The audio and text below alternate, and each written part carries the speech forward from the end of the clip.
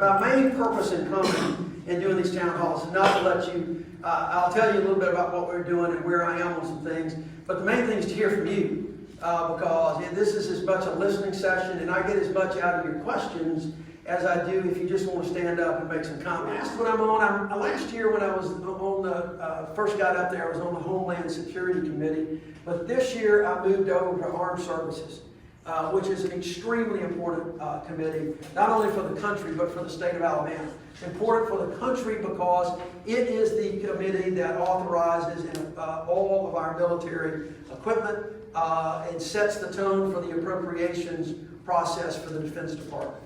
And that has been an eye-opening experience for me. It's just been really amazing because we started in that committee in January with hearings that were both public hearings like this as well as classified hearings.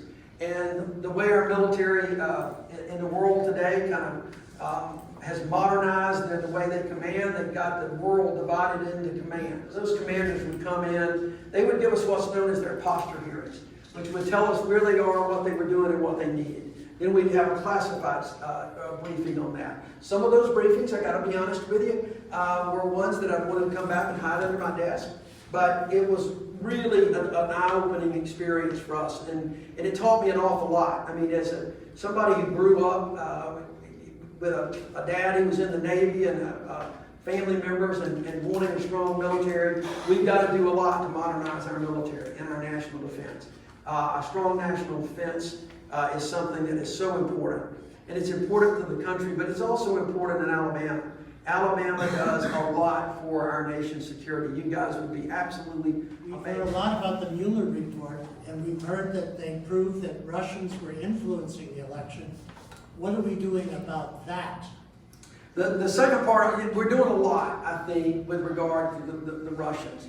The Mueller report really laid out the case. And there's a lot more that we've learned, or that I've learned in a classified setting, and it's far worse than what you read just in the Mueller report. It's amazing, and it's not just Russia anymore. Russia wrote the playbook, and now China's been reading that playbook, and North Korea's been reading that playbook, and Iran's been reading that playbook. And it is composed of two different parts, really. One is the interference or potential tampering with elections themselves, the ballots. The electronic voting machines, the ballots, and there's a lot that's been happening about that. There's a lot of money out there. There's a lot of work that Homeland Security has been doing with the states to try to upgrade their election systems. States are taking advantage of that, trying to get paper ballot backups. Alabama has got those paper ballot backups, which helps.